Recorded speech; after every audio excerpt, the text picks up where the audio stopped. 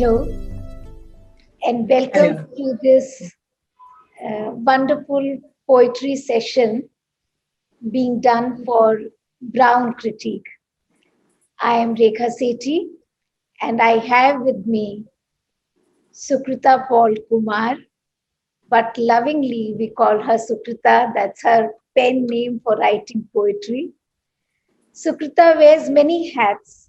She's an academic, writer, critic, has been a teacher, but foremost, she is a painter and a poet. She has published many collections of her poetry, Without Margins, Oscillations, Dreamcatcher, Untitled, and her latest collection is Country Drive, and another one, Moments of Being, in which she shares her poetry with painter Subhash Malik. So the poetry and the paintings come together. She is also recipient of many fellowships and she has been a fellow at IIAS Shimla and also an honorary fellow at uh, Iowa, the writing program at Iowa, USA. And she's a recipient of Indo-Canadian Shastri Fellowship, uh, amongst others. So I share a very special bond with Sukrita. We have worked together.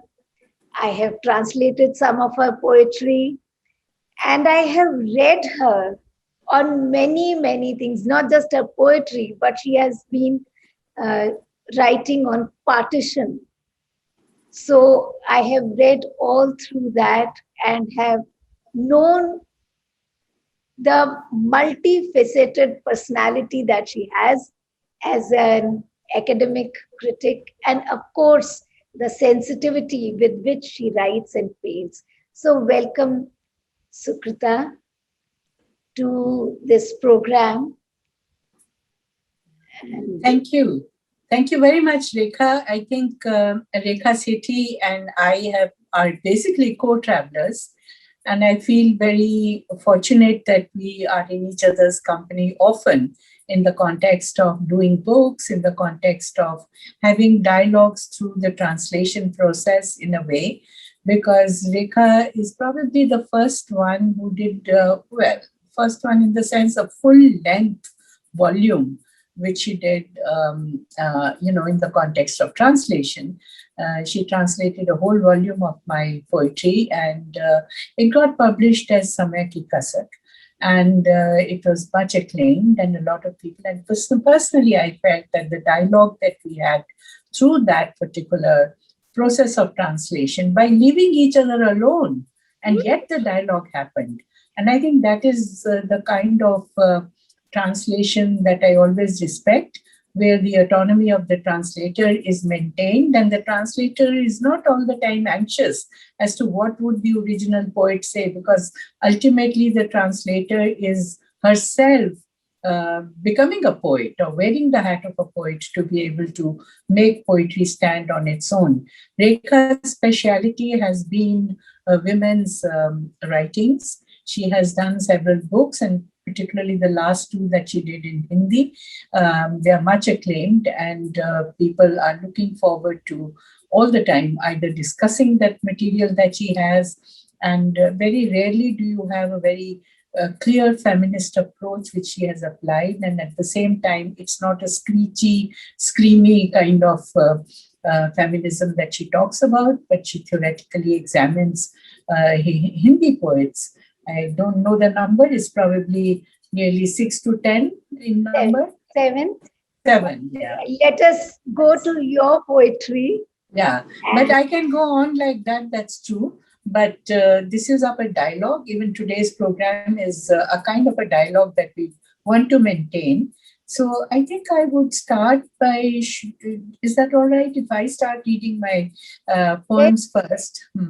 And I think I will like to read the poems which actually were published in my last volume, which I did with Yasmin Lada, my friend poet, who this was a very unique experiment that we did, but we will talk about that at some other point. But there are 3 poems of mine which I will read from this collection, which is called Country Drive. After which, of course, Rekha will go over to the translation section of our conversation.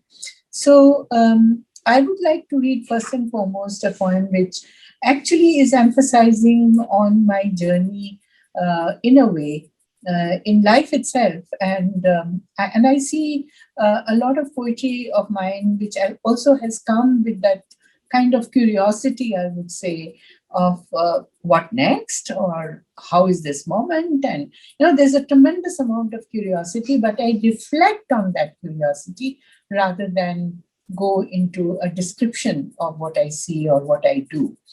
So this is a poem which I call Draupadi on a Hunt. I am on the lookout. Is this where I might find what I'm looking for? Yes, this way, not that way. Draupadi stomped out of Mahabharata, became a squirrel, and climbed up the tree as did Manto's Toba Tek Singh. Look down. Is this Hindustan or Pakistan? Barbed wire between the two lovers, real as their love. On all fours do I crawl, holding on to the earth's call, not to fly, nor abandon them, not to forget the one and only, nor the rest of them, rumbling and whispering, with all the tales and myths gurgling in the earth's belly. I am on the lookout. So after this, I think logically we need to go to again. This is particularly a woman-centric poem, which I call "Women on a Motorbike." Sisters and daughters, even mothers, are hurled into daily abuses and jokes, trapped in muscular gaze, frozen as soft targets in epics, dolls in cinema, excuses for duels, kept in boards in the royal cellars of history. While Sita greets Savitri, singing songs of captivity, shedding tears of loss and regret, the two women on the motorbike, Lalde and Akka Mahadevi, whiz past through centuries, multiplying in numbers, as also in Shakti, each one searching her own path, her own tune. I guess all of us are trying to do that, find the right tune, and it never can be captured very easily. Just get glimpses of that. But this is such a nice journey. Laldet, Akka Mahadevi traveling together and their Shakti being passed on to uh, centuries later, women like us who feel much empowered by their presence. Absolutely. And in fact, the next poem that I want to read has also got to do with this phenomenon of how a poet's consciousness registers. I won't just call it in a flippant way an influence. It's not just an influence, but all these different feminine or feminist or womanly women, in one sense, and I would think of them as androgynous actually, how they get into your subconscious. And so, whether in these poems, I'm talking about the 2 poems that I read. One is Draupadi, and the other one is Allah Ded and Akka Mahadevi. But in my consciousness, there is one great feminist, the original of the origins, as I might always say, of the theoretician, who is Simone de Beauvoir. And I have written a series of poems. I will just read one poem, which is Arrival at Paris. To me, Paris is Simone de Beauvoir. And I journeyed to Paris when I landed there in the airport, and that's when this poem happened. And I call it Arrival at Paris. And I'll just read through it. Many came, knocked at the door, and went away. But my friend Simone de Beauvoir, you didn't. You haven't left. The second sex, mandarins, and all, pulling at the delicate membranes of my brain, unknotting ritual from emotion on the crossroads of all paths of my loves and my hates. You entered the doors and windows of my inner scape, my guiding star, my lighthouse, my friend. You are my enemy. Let's face it, my arch enemy, flinging me far out into the sea amidst sharks and whales. You led me to rivers of fire, Ismat, Eniapa, Sylvia Plath, Lalbet, Maya Angelou too. All meant my meditations for the birth of a ball of light and flames, my icon of worship, the Greek androgyny swinging hand in hand with Ardhanarishwar. Landing on this land, Paris, I see it all.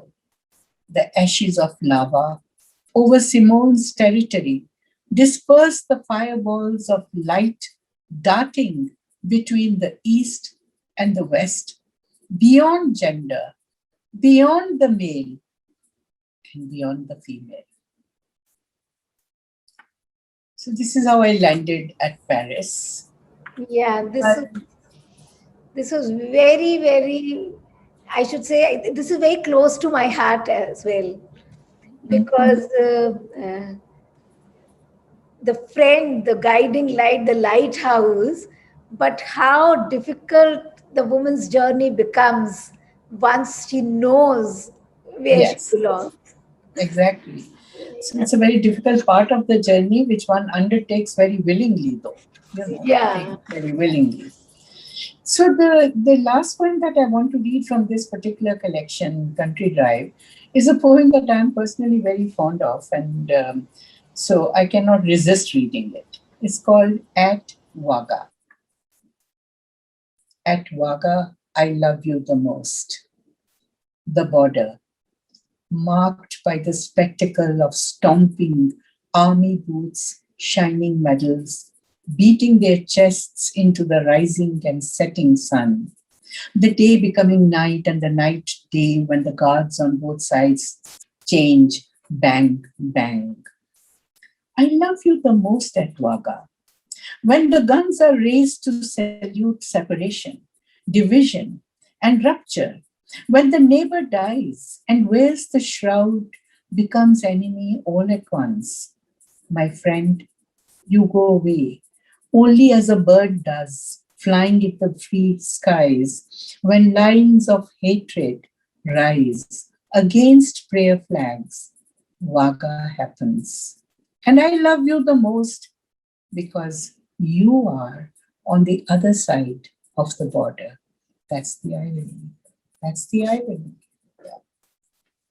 So, this is, well, just a glimpse into the kind of poetry that happened to me when I did this volume with Yasmin Nada. And of course, there are different journeys that I've had. And maybe now we should go over to the real journey that we did, or I did with my family when we traveled from Africa to India. And somehow, glimpses of that travel that I did on sea keeps coming back to me. And this is one such poem that I wrote, which I think first let's read the translations. Rekha. Mhm. actually, this is very striking that you have had many translators, and the translators who have been poets themselves, or the people who have reached out to you. Like, it's really amazing that Gulzar Saab translated an entire collection of your poems. Then you did a collaborative thing with Hindi poet Savita Singh by the title Rowing Together. So this, I would like to read this particular poem by Gulzar Saab in Hindustani, and then by Savita Singh in Hindi. And probably then we can come to you to know what the original was like. Because So, these two themselves could be the originals. Yeah. so Gulzar Sahab has translated this. It has two titles: Voyaging at 10 and The Blue Death. Actually, I'm very anxious in reading this because Gulzar Saab's voice is ringing in my ears, and how he would read it, I cannot match that at all. But I'll try to. You read it in your own voice, my dear. बेकरां नीले समंदर कनपटी से सफेदे सब फिर से बेकरां नीले समंदर कनपटी से सफेद होते आसमां के दरमियां मैं खड़ी थी एक नुक्ते की तरह बेपनाह इस कायनात में कोहनियां टेके मैं रेलिंग पर खड़ी थी सेलिंग मुंबासा से बॉम्बे की तरफ एक तूफान सेलिंग मुंबासा से बॉम्बे की तरफ एक तूफान एक झुंड शार्कस का या लस विल्स का फील हो जाए तो इंजर आमरा का या ये रेलिंग ही चटक जाए अगर एक आबी कब्र बस कुछ तो हो कुछ भी सही कोई मामूली या कोई गैर मामूली सा कुछ तैर भी सकती नहीं मैं और साहिल वो नजर आता ही नहीं और साहिल वो नजर आता नहीं ये तर्जुमा था गुलजार साहब ने जो आपकी कविता का किया इसी कविता का एक अनुवाद जो सविता सिंह ने किया वॉयजिंग एट 10 वर्ष में यात्रा गहरे नीले समुद्र के विस्मयकारी विस्तार और भूरे आसमान के बीच मैं खड़ी थी ईश्वर की सृष्टि में एक कण डेक की रेलिंग पर झुकी हुई जो मुंबासा से बंबई के लिए खुली थी एक यात्रा जिसका आरंभ और अंत तो था मगर कोई मध्य नहीं एक तूफान शार्क और वेल मछलियों का एक झुंड आमरा की इंजन का फेल होना या सिर्फ रेलिंग का टूटना नीली मृत्यु कुछ भी मामूली सा कुछ या फिर एक गंभीर चूक मैं तैर नहीं सकती और किनारे कहीं दिखते नहीं मैं तैर नहीं सकती और किनारे कहीं दिखते नहीं मेरा भी मन हो रहा है कि मैं भी अपनी आवाज इसमें मिलाऊं और खुद अनुवाद करूं कभी अभी बहुत अच्छा हो अगर आप ये कविता मूल में पढ़ें ताकि आप देखें कि कितना कितना करीब और कितना कितना और देखिए हर लैंग्वेज का there is obviously a kind of a culture that a language carries within itself so Gulzar's poem carries the weight of Urdu culture, literary culture, and Savita's is obviously Hindi culture, you know. So even if they are very close to each other, there is obviously a very great difference. You can make out the voices are very different. And Rekha, probably your stream would be Hindustani, I think, and you will probably go midstream somewhere. So it's interesting to see how the same poem can acquire so many different avatars and meanings as well. Meanings begin to change. So let me read the original, which I called so-called original because I think even the others are original, personally. Voyaging at 10. Between awesome expanses of deep blue oceans and the graying sky, I stood, a speck in God's creation, leaning on the rails of the deck, sailing from Mombasa to Bombay. A journey with a beginning and an end and no middle. A storm, a swarm of sharks or whales, failure of the engines of Amra, the ship, or a mere giving way of the railing, blue death, anything, a trivial something, or a grave lapse. I cannot swim. The shores are not in sight. Actually, whenever I personally translate, the poet's voice rings into my ears. So I kind of follow, or particularly once I have known you. So whenever I read your poetry, I know where your pauses will be, where your silences will be, your words would be. So then I become a fellow traveler, because once it is like getting under the skin of the poet and then recreating the originals. So I Yes, think Rekha.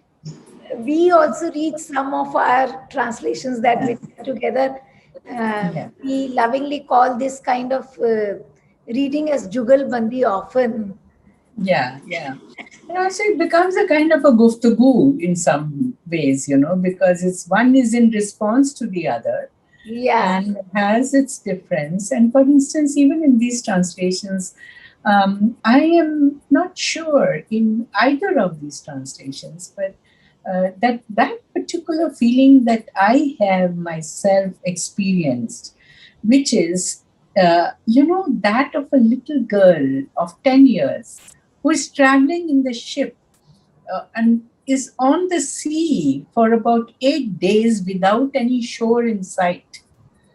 And it is that kind of fear of the whales and the sharks on the one hand, and on the other there is this possibility of just something going wrong with the ship. And what happens then? A kind of a scare and insecurity. And yet there is this joy of travel, and there is a very beautiful ambiguity. And basically, it is that experience that I keep trying to capture again and again.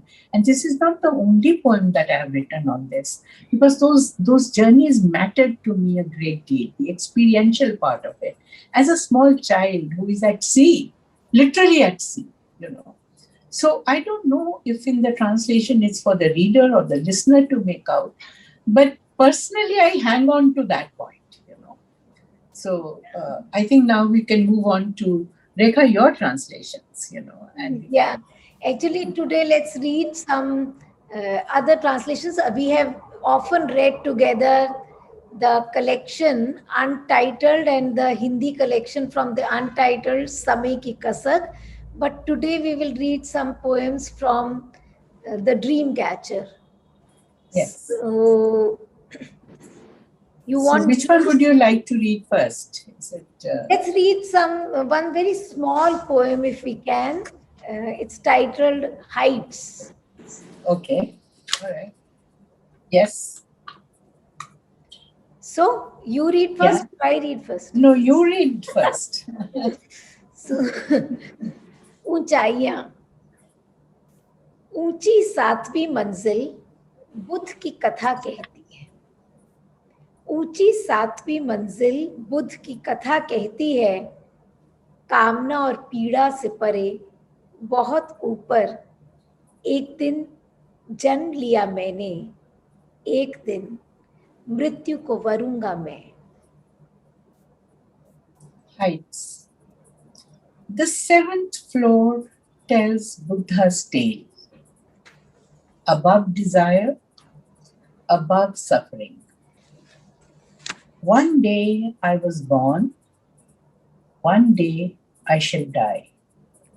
I really love this interplay of attachment and detachment in your poetry. You have written many such Yeah. poems which are very, Yeah. very philosophical, Yeah. and the relationship that you share with nature, particularly, that comes out in the poems very well. So interestingly, Rekha, this poem came out. I mean, this poemlet, small poem. So this came out when I was in Hong Kong, and the heights that I'm talking about are the heights of the buildings all around. And suddenly it evokes that whole idea, okay, of the seventh floor and then it takes you beyond that, right? Hmm. Yeah. So literally, it's a very stark. If I can sort of just make a critical comment, it is a very stark matter of fact statement of a philosophic perception. You know, just very few words, but just it goes staccato. It's Yeah. not emotional. It's not emotional, but just pure reflection in one sense. I'm glad you chose this because I quite like this for myself. Right. Now you please read New Life. It's about the Uh-huh. tsunami and the. Yeah. So this is actually part of the series that I did, series of poems, in a way to relieve myself of the kind of pain that I was going through by reading about in the newspapers, reading about every day a new experience of how tsunami basically affected a whole lot of people, various kinds of people when it happened.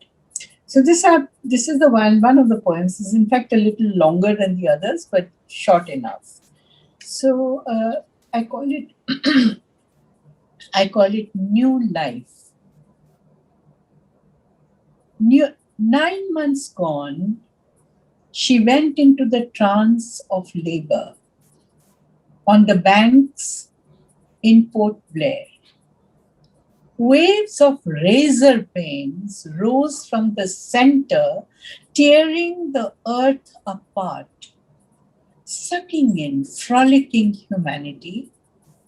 With the first cry of the baby, they named her Tsunami. 9 महीने बीत जाने पर वह प्रसव वेदना से मूर्छित port Blair के समुद्री किनारे पर बीचों बीच उठती तीखे दर्द की लहरें धरती दरकाती उल्लसित सोखती जाती मानवता बच्चे की पहली रुलाई पर उन्होंने उसे नाम दिया सुनामी. हम आजकल भी तो we are going through a kind of a tsunami, you know.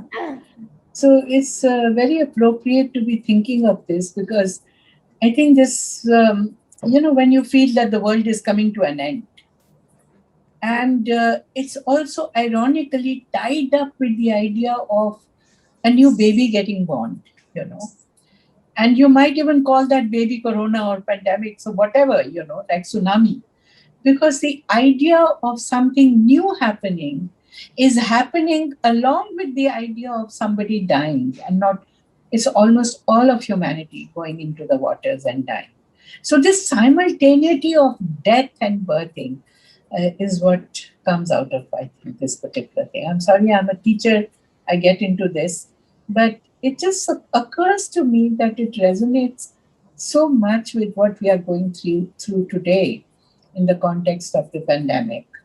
So while there is at one point, we get into the mode of, collapsing into darkness and death and all of that. And on the other hand, where you and I are sitting and doing poetry, Yes.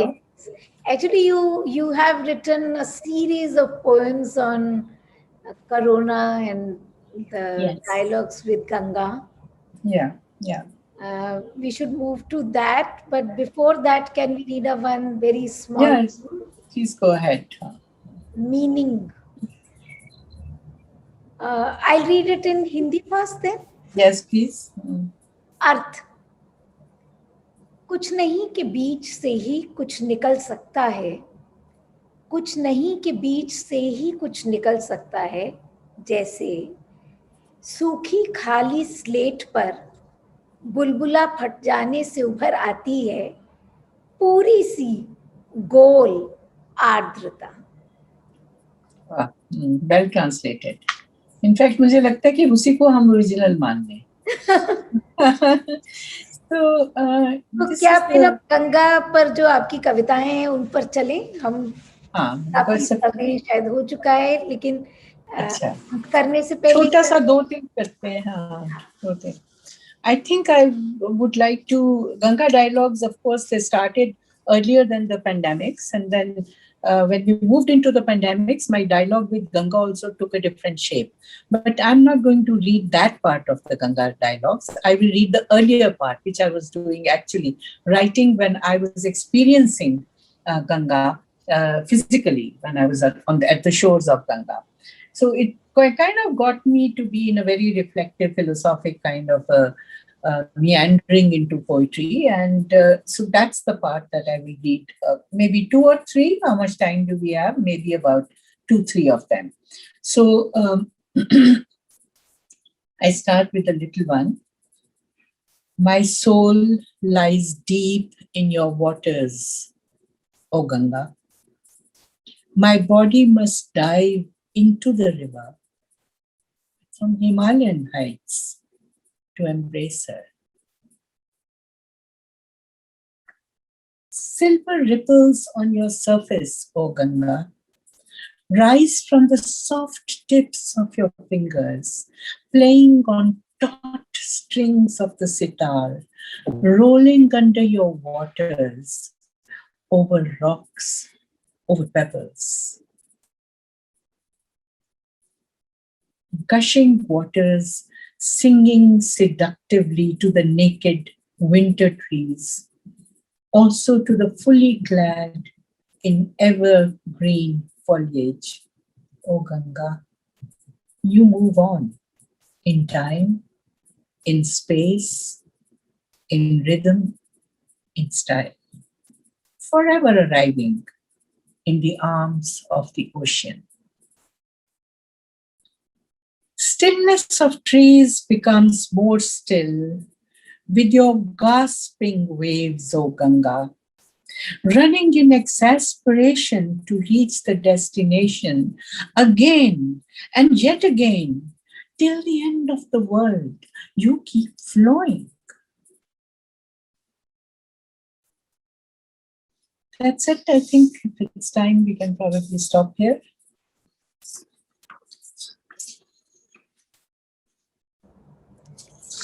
I think we have almost completed our time, or maybe a little more than that. But I think we will end with a small poem only. But before that, let's thank Gayatri Majumdar for giving us this opportunity to read these poems here and talk about these poems. Thank you, the Brown Critique, and thank you, Gayatri, for creating this platform for us. I think, as usual, and as it always happens, this dialogue with Rekha has been very satisfying. And we've gone into translations, but we've also stayed with the idea of poetry throughout, whether through translation or through the original English. And I think these are rivers of different languages coming together. And that is the beauty of the activity of bridging cultures through translation. Thank you for affording this opportunity. Thank you so much. Well, hello there. Thank you so much for stopping by and watching this video on our Brown Critic channel. We'd really appreciate and really love it if you watched all our other videos and liked them. Make sure to subscribe to the channel as well. Stay well, take care of yourself, and until the next time, bye for now.